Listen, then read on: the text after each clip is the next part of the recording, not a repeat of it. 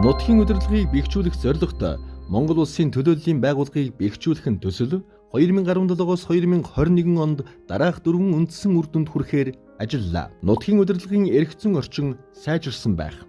Иргэдийн төлөөлөгчдийн хурлын зохион байгуулалтын чадвар сайжирсан байх. Орон нутгийн сонгогдсон төлөөлөгчдөд зориулсан сургалтын хөтөлбөрийг хэрэгжүүлэх байнгын механизмтай болох. Сонгогдсон төлөөлөгчдөд дэмжлэг үзүүлэх улсын хурлын тамгын газрын чадвар сайжирсан байх. Нутгийн удирдлагын эргэцэн орчин сайжруулах чиглэлээр хүрсэн гол үр дүнгууд 2017-оос 2019 онд бүсчилсэн, сэдвчилсэн үндэсний хэмжээний 30 гаруй хэлэлцүүлэг зохион байгуулж, оролцогчдын санал зөвлөмжийг хуулийн хэрэгжилтийн дүн шинжилгээний зөвлөх баг, хуулийн төсөл боловсруулах ажлын хэсэг, улсын хурлын ажлын хэсэг байнгын хороонд үргүүлсэн.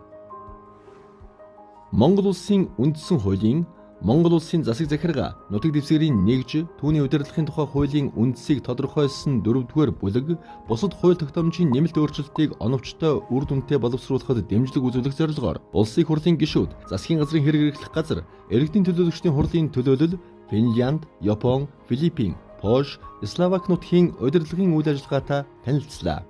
Гадаад улс орнуудын сайн туршлагад үндэслэн санал зөвлөмжүүд ажлын хэсэгт танилцуулагдаж, хуулийн төсөлд тусгагдсан. Төслийн дэмжлэгээр нутгийн удирдлагын экспертүүд засаг захиргаа нутаг дэвсгэрийн нэгж түүний удирдлагын тухай хуулийн хэрэгжилтэд дүн шинжилгээ хийж зөвлөмжийг улсын хурал, засгийн газар, орон нутгийн түвшинд хүргүүллээ. Судалгаанд суурилсан, оролцогч талуудын саналыг тусгасан, олон улсын сайн туршлагыг харгалзсан засаг захиргаа нутаг дэвсгэрийн нэгж түүний удирдлагын тухай хуулийн шинжилсэн найруулгын төсөл үзэл баримтлалыг боловсруулж, улсын хурлын төрийн байгуулалтын байнгын хорооны дэргэдэх ажлын хэсэгт хүлээлгэн өглөө. Улсын хурлын 2020 оны 12 дугаар сарын 24-ний хуралдаанаар засаг захиргаануудын дэвсгэрийн нэгж түүний удирдлагын тухай хуулийн шинжилсэн найруулга батлагдав. Засаг захиргаануудын дэвсгэрийн нэгж түүний удирдлагын тухай хуулийн шинжилсэн найруулга 2022 оны 1-р сарын 1-ний өдрөөс хэрэгжиж эхэлнэ.